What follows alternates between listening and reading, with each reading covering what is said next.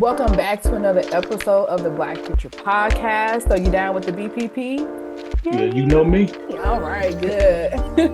So, for those who don't know, the Black Picture Podcast, we explore films and television series that star Black actors and were made by Black filmmakers. We also interview and speak with filmmakers about their process and just the experience overall in their work, paying homage not just to the creators and artistry of Black cinema, but films that also showcase diversity.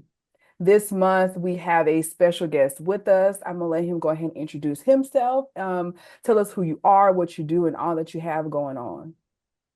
My name is Jaron Lockridge. I am the owner of Misguided Perceptions Media Group, indie film production company based here in Jackson, Tennessee, and been making films professionally now since 2016. I have approximately 11 feature films and two series under my belt. So I've been doing this thing for a while now, and just released a new project with Thrist, which is streaming on Amazon and Apple TV, and I'm so glad to be here today. Okay, cool. Awesome. You've been doing it for 11 years. Well, 11 projects since 2016. Yeah. So before we actually hop into, the full discussion, what is the last movie aside from your own or TV series aside from your own that you've watched? Whew. One thing about it, I don't have much time because I'm always doing something. But the last movie that I watched was actually Sinners, so I, Sinners, I yeah. enjoyed that. Yeah, Yeah, that was a good one. We've seen yeah. it twice so far. Oh wow, yeah. I'm working on my second one. I might go this weekend. Yeah, just go ahead and do it, Yeah. Catch the matinee. That's when it's like nobody's there. It's a little bit quieter during the Yeah. weekday. Yeah, yeah. Matinee is when I prefer to go anywhere. I can't stand people talking in the theater. It just burns me up. So I'd rather go to the matinee Yeah, anyway. but also that Yeah, can be tricky because when we went yesterday, actually during the matinee, you know how we do. yeah, Somebody yeah. brought in a fish plate, and I'm Oh like, not wow, a whole fish plate in the theater. wow, that's crazy. You know how we be. So, Yeah, so yeah, you just yeah, got to catch the right movie theater in the right neighborhood at the right time. yeah, yeah. Which is true. Yeah, it's true. So we'll get into it. So how did you get into filmmaking? Really, it was just a leap of faith. Really, I've always been a writer. Started in high school, writing and doing going the stage play route because that was my opportunity to get into productions. We were doing stage plays at our high school, and I had the opportunity to write one, and the teacher was like, "Hey, let's just do it as a screenplay." So that's how I got into writing, and I graduated in '04, and I don't think YouTube was really up and going around that time as it is now, and I wasn't about to move to LA. I Mhm. was too broke to do that, so I kind of thought it was a far-fetched dream. So fast forward a few years later, technology made it easier to start pursuing film, and you can pretty much learn anything on YouTube. So I just started pretty much just teaching myself how to make movies and just jumped head first into it, and here I am. So it's just one of those things where I was like, look, I want to do this. I'm not going to take any excuses, and I just dive right in. Right. So who or what are some of your inspirations as far as films go? Like your favorite director, do you have a favorite writer, even producer? Sometimes people find inspiration through music. So just talk about, your many different inspirations as far as filmmaking go. I would say Quentin Tarantino is everybody knows me. I just love his filmmaking. Antoine Fuqua. I love his style, the way he makes films. Ryan Coogler is shown to be a master at the work. It's so many films and uh things that I really enjoy that kind of inspire me on in their own little way. But like I said, it's a God-given gift in me to write, so I've always had that desire to do so.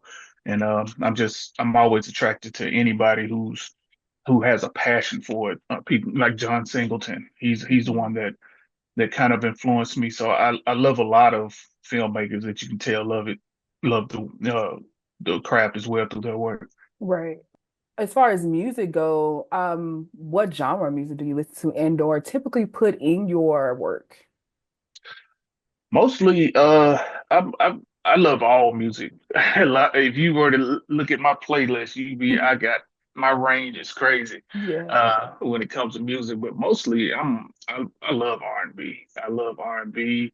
Uh, I love rap as well, but when it comes to R&B and blues and stuff like that, I just love that, and you'll see a lot of that in my films. I'm the type I love composed music in Hmm. my in my films, but I find a way to like play a song or something through like the character. If he's playing the radio, it's the way I kind of sneak a song Hmm. in. I make it feel like a natural moment to put music in there, and I always seem to lean toward the either Southern soul or R&B or blues or something. It just because you can tell a story with the music that you can feel and every now and again, I dip my toe into some rap and do some stuff there. So I'm pretty versatile when it comes to music. That's other than film, music is a second love as well. So the two kind of coexist for me. Right, right, Yeah. exactly. That's how I feel like music influences what can influence your writing style, your directing style, and because you can also put it in your body of work, and it can become a signature for you Hmm. as well. Yeah. So how has your location? You said you're from Jackson, Tennessee, Uh-huh. Middle Tennessee. How has that West, I guess? Yeah. How has your location where you from influenced your work? Well, it forced me to because being here in Jackson, it's kind of midways between Memphis and Nashville. So Memphis has a nice film community, and Nashville does as well. Jackson, not so much. So a lot of the times, to save money, or just because I simply couldn't afford to, I would have to train myself to pretty much do everything on set. So that it showed me a different viewpoint from every, facet of filmmaking, and kind of in a way grooming and bringing up a lot of creatives here in my area who maybe had an interest in acting, but because we stay here in Jackson, Tennessee, they were like, man, this will never happen. So I'm Hmm. finding more talent each and every day and kind of making my own ecosystem of talent here. And then Memphis is the next closest place, so I collaborate with a lot of artists in Memphis. So it's just an hour drive away, so I do a lot of things in Memphis as well. So you find that you kind of have your own little taste of, talent and artistry here on this side of West Tennessee. And I've been able to kind of, put myself in the middle of all that and start a little ecosystem of films where you kind of see a lot of the same collaborators in my work. Hmm. And we just kind of grow and build together. With being, like you said, it's not many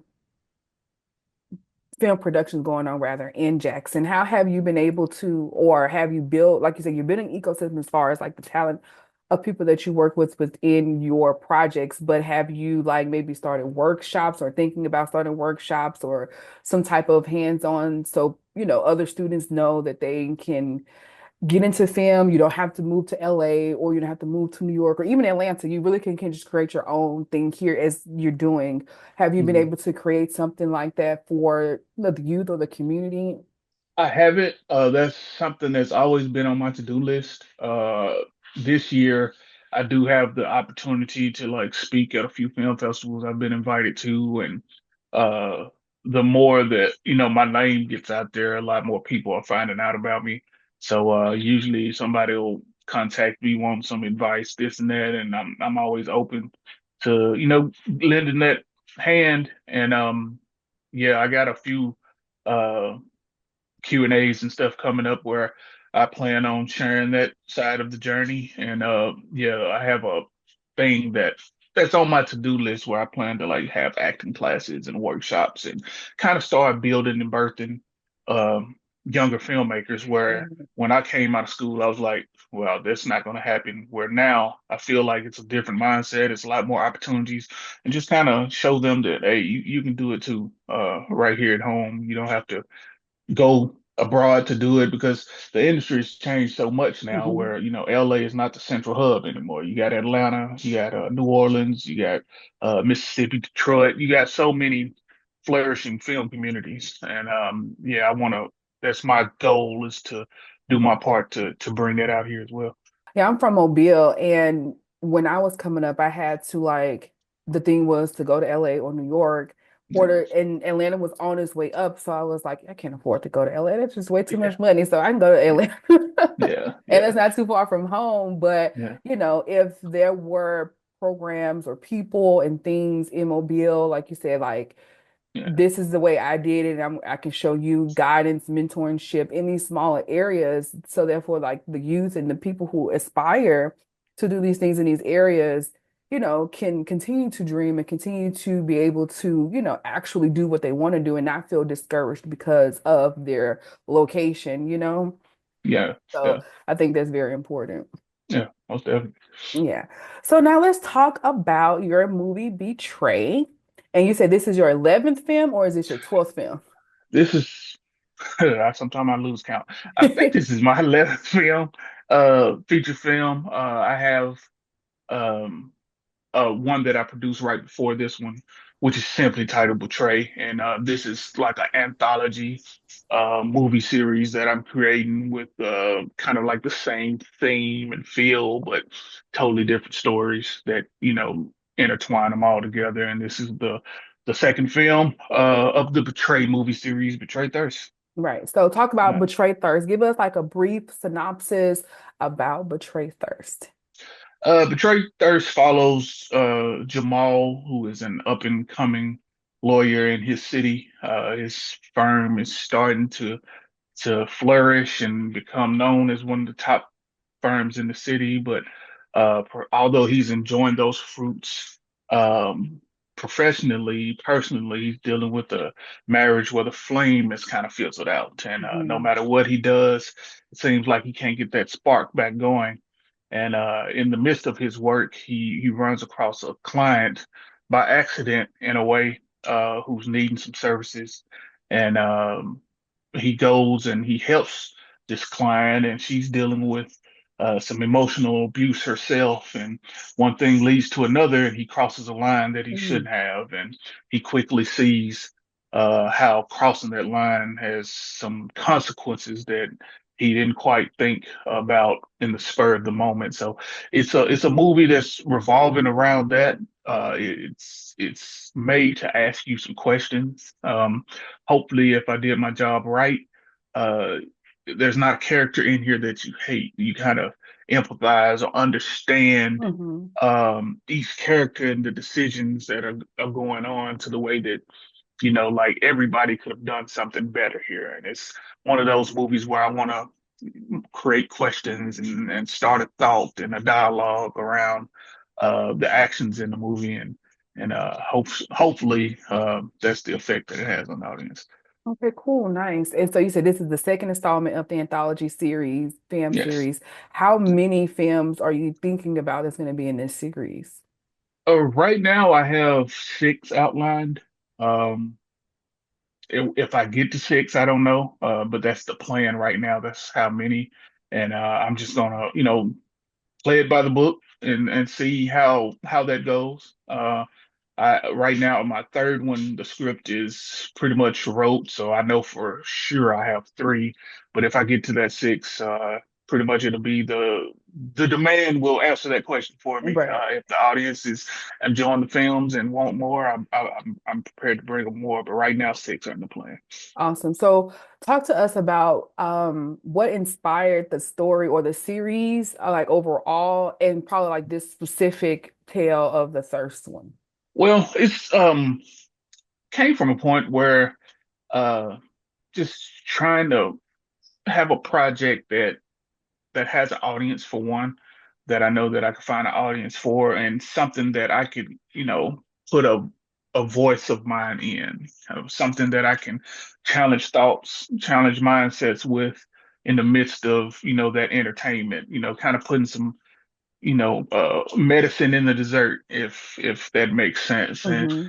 a way to kind of speak and do things through the work.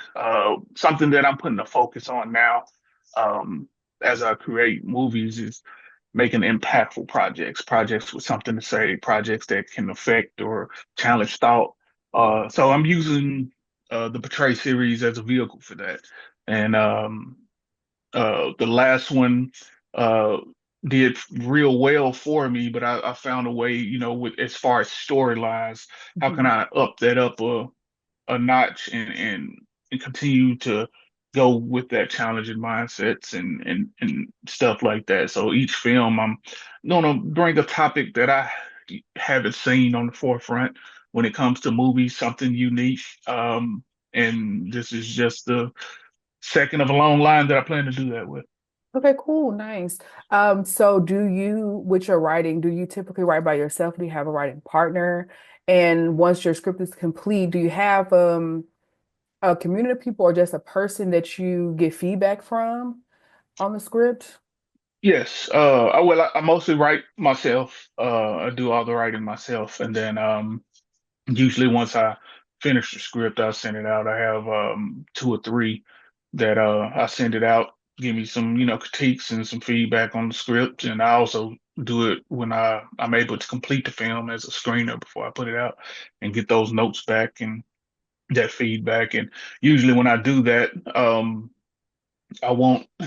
I usually send that to people I know that rarely like anything. Like I want the hardest critics to give me notes back, rather than people who are, oh yeah, this is great. It make it seem Right, like nothing is wrong with it in the right. world. So usually whenever I put a work out there, like it's nothing that a critic or anybody could say. Like and from starts, I'm my own worst critic. So it's usually nothing that nobody can say that I haven't already heard or know, Hmm. when it comes to strengths and weaknesses of the projects or whatever. But yeah, I usually love to go that route with two or three trusted people Okay, to nice. get some feedback from. Yeah, Right. I think that's very important. To have just a community, like you said, you don't want people who are like, yeah, that's nice. That was good. It was cute. It was yeah, like, no, I need to know, like, yeah, and so I learned to start asking specific questions like, did this connect with this? Is this, yeah, how did you feel about this?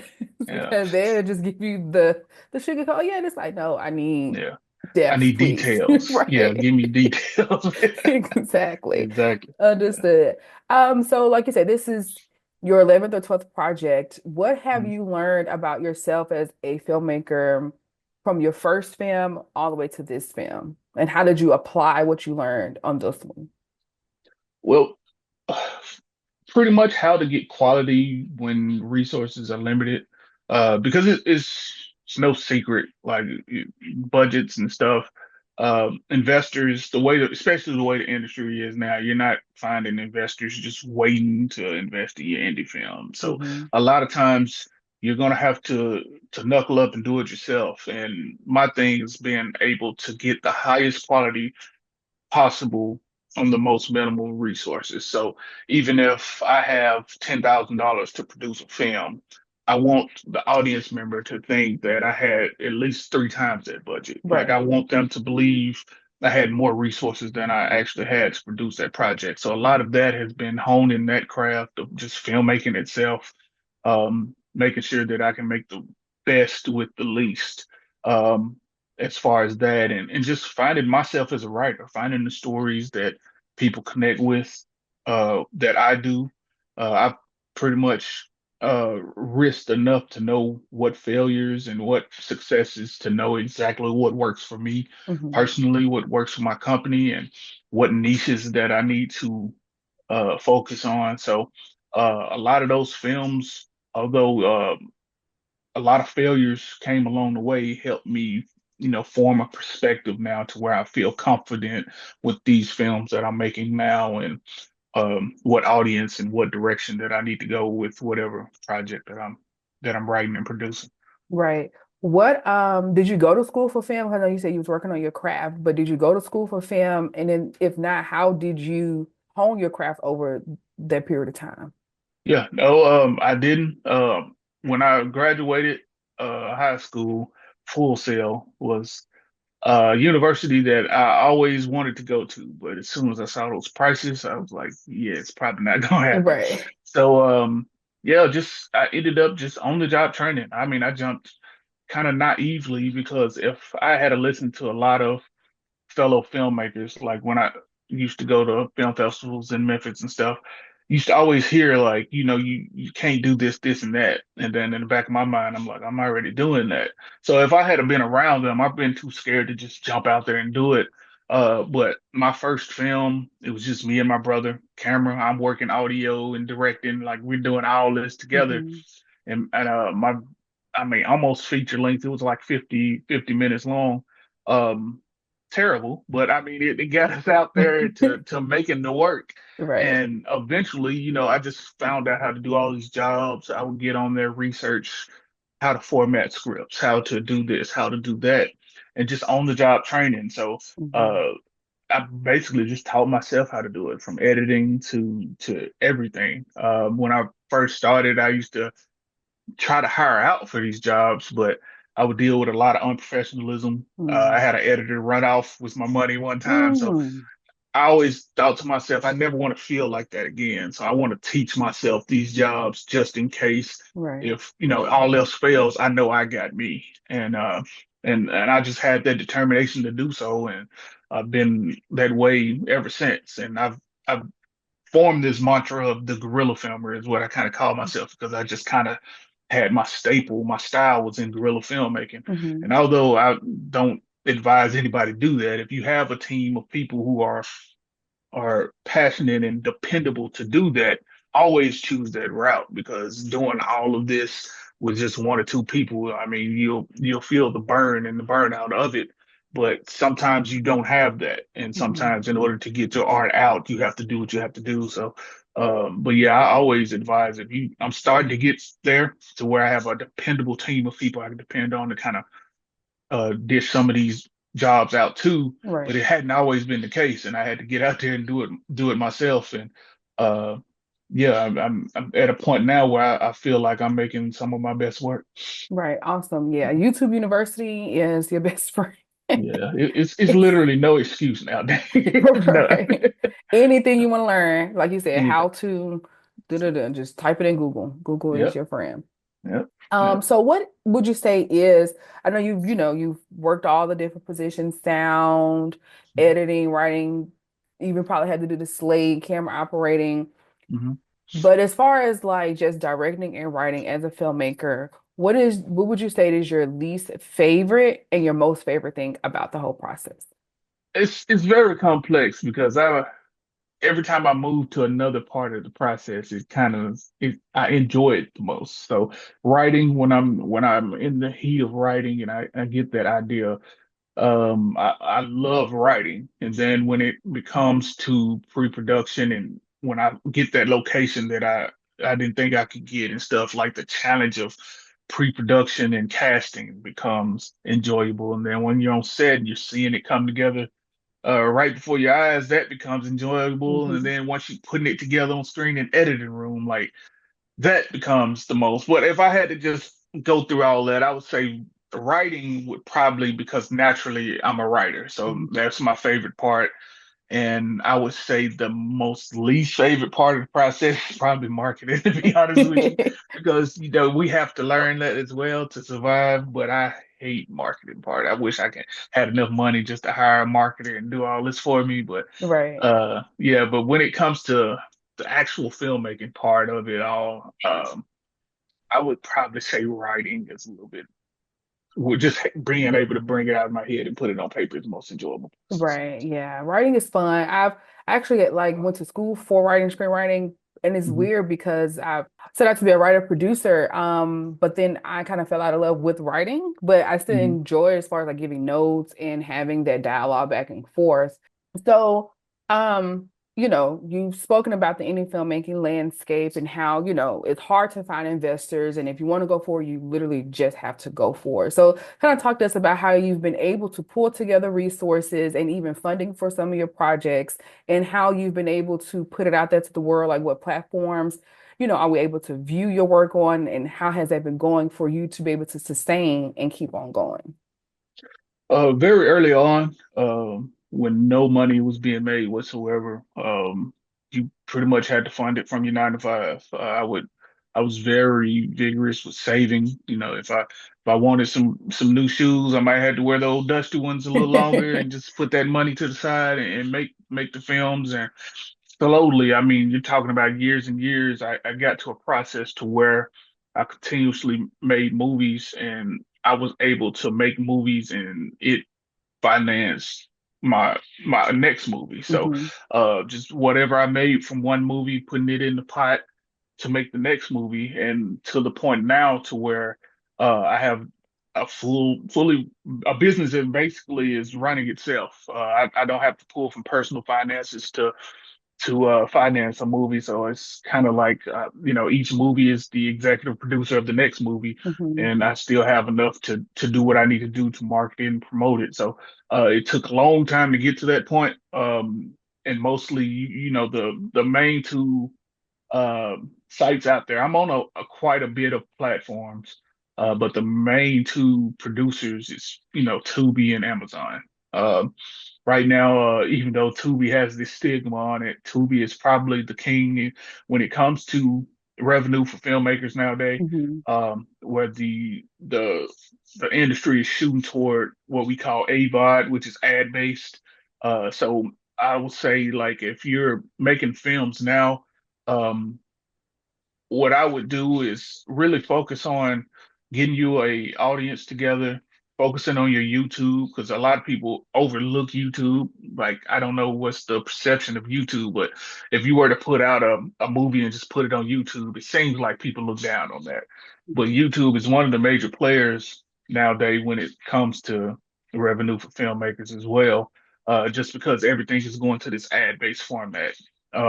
Because Tubi and others kind of jumped ahead when it comes to stuff like that. So I have a lot of projects on Amazon, Tubi, Roku, Apple TV, and that's just the rotation right now as far as my projects, and they kind of just uh, have grown me to the point where I don't even have to use personal finances, and they just finance themselves basically. Right. Well, that's Yeah, that's good. That's what people trying to get to. yeah, So talk to yeah. us about how to get on Tubi, because I think that's a lot of like the wave now that filmmakers are going. We're realizing like um it's a very slim chance to quote unquote make it to Hollywood. So if we want to put the work out, we just have to do it ourselves.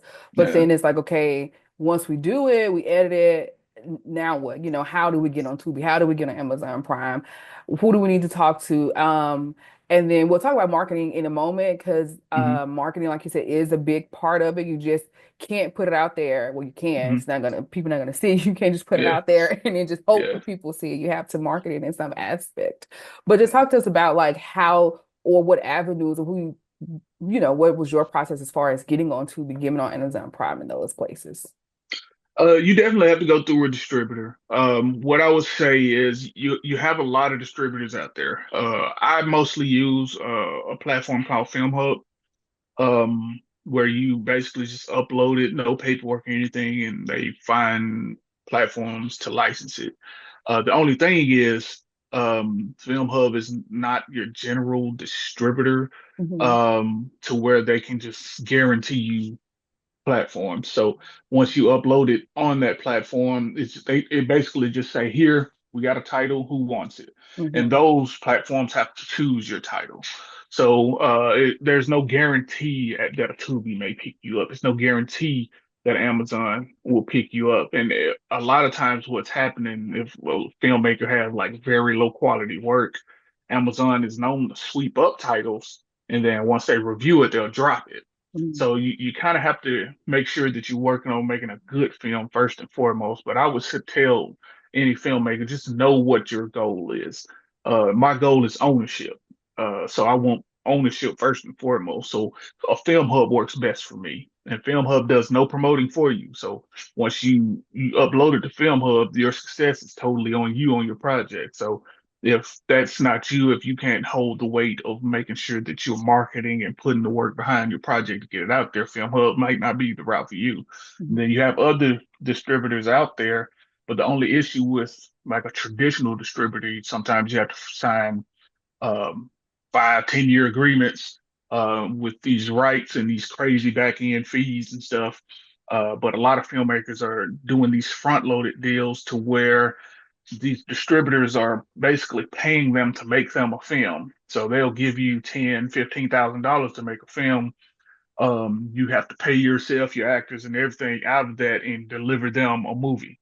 Um, and they own 100% of the rights because they bought the Hmm. film. Right. So, but you have a lot of filmmakers that are going that route, basically because they want to make a film, but they don't have the cash or the the marketing budget to push it out there themselves. So the question you have to ask yourself is, what do you value? Do you just want to be making movies? You just want to do that? Do you value ownership?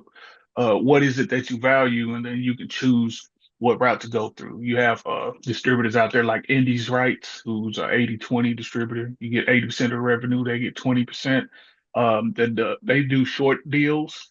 And that may work for a lot of filmmakers who value ownership without these long contracts, and then you have others who have longer contracts and may give you front end money um, for your movie and work it out that way. So it just at the end of the day, it comes down to what do you value as a filmmaker?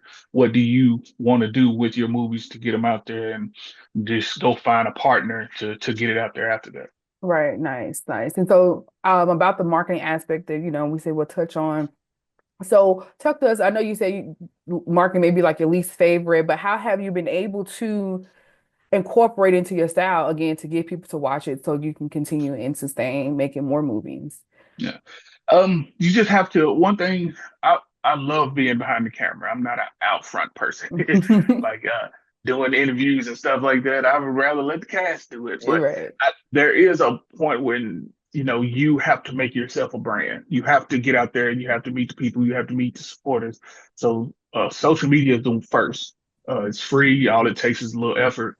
I would tell anybody whenever you're making a film, even if you have a cell phone or a girlfriend or boyfriend or whatever, who somebody who can just take pictures and videos for you on Like set. some That BTS. yeah, that is Hmm. so valuable, and you can use that BTS.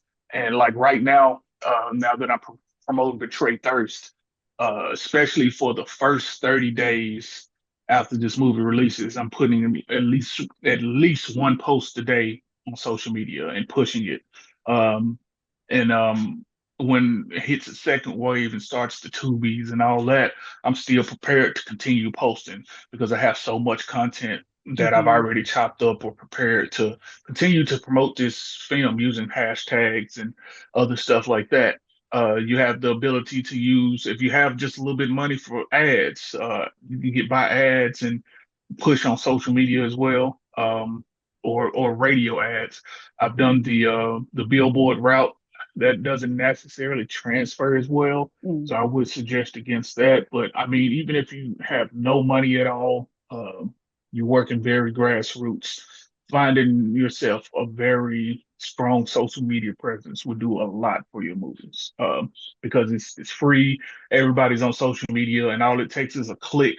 As far as a call to action, one click, your Hmm. movie pulls up. You don't have to see a billboard and then have to remember that until you get home or Right. nothing like that. So, I mean, social media is free. All it takes is effort and time to push your projects, and that's where a lot of filmmakers kind of fall. They just don't want to put that extra effort. But once you finish the movie, the hard work is still to come because you got to get Right. it out there to people, and you got so much content begging for that person's attention that you better find a unique, creative way to grab it. Right. Yeah. Very, very true. And like you said, there's so many different free ways to even get marketing assets. Like you don't have to necessarily hire a social media person or a marketing person. Like you said, just take pictures on set, videos on set, even doing the pre-production process, maybe just doing a vlog of Mhm. you prepping for your movie, Yep. even development. I've watched a couple workshops and things that say marketing starts early development. Don't even wait till you're done shooting the movie and start early Yep. and have a Yep. plan to market it from conception even through release, as you talked about.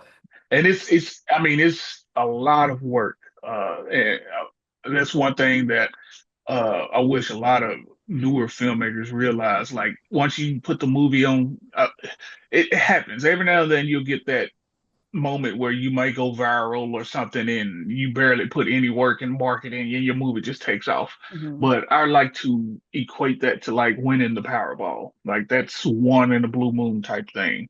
So you really have to put leg work behind your project. Even when you feel like it's getting no traction whatsoever, you kind of have to go back to the drawing board. Okay, what's something that I can do to kind of start this back? Maybe this Hmm. clip would work well. Like you really have to dig in your bag, for lack of better word, to really get some traction on social media because there's so much stuff out there It is. that you got to really try to push through and just just work what you got.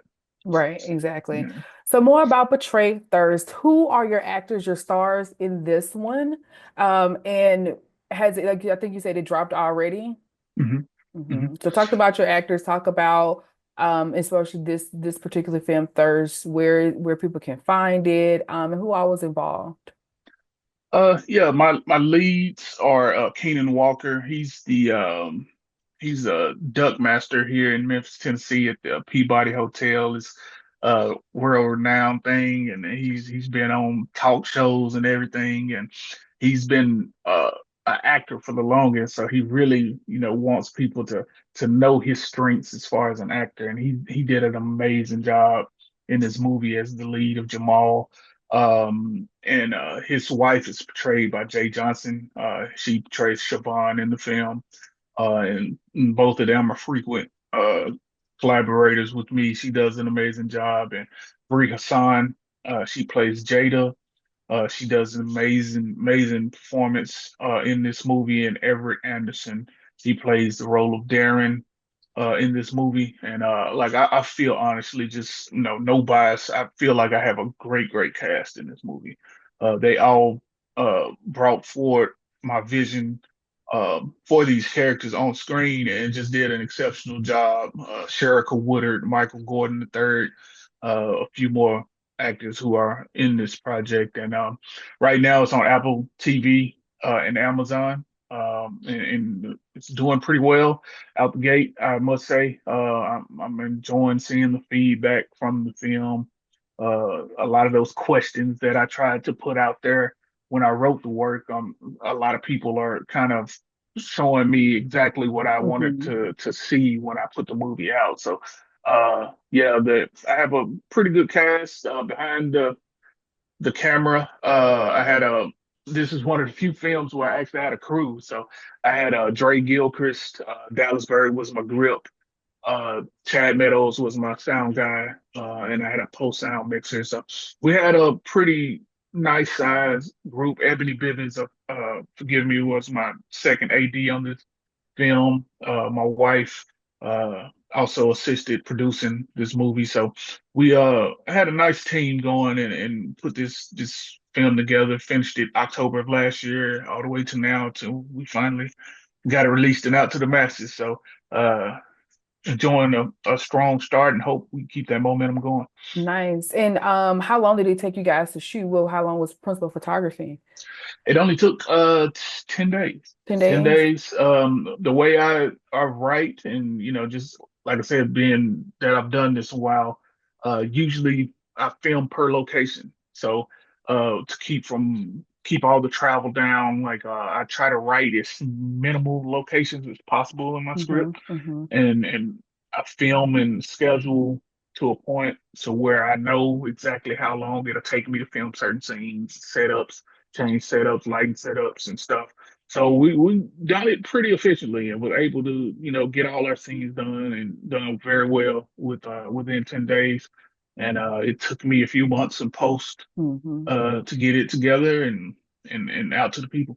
Nice. Yeah, post is always the longest Yeah, and the hardest. yeah, that's the most tedious. Yes. Yeah. And is it just yourself editing, or do you have an assistant editor, or do you outsource editing? Yeah, it's just me editing right now. I have a lot of projects on in the plan to start producing. So I'm actually looking for somebody to assist with the editing process because I won't be able to do all this and edit the work as well. So Hmm. Yeah, I'm looking for some editors to, collab with, but yeah, as of right now, mostly because it's all I could afford at the time was Right. just me editing the movie. Yeah. Yeah. So, Betray Thirst is out there, like you said, it's on Apple TV, Amazon Mhm. Prime. People can purchase it. Is it buy and rent or just either or?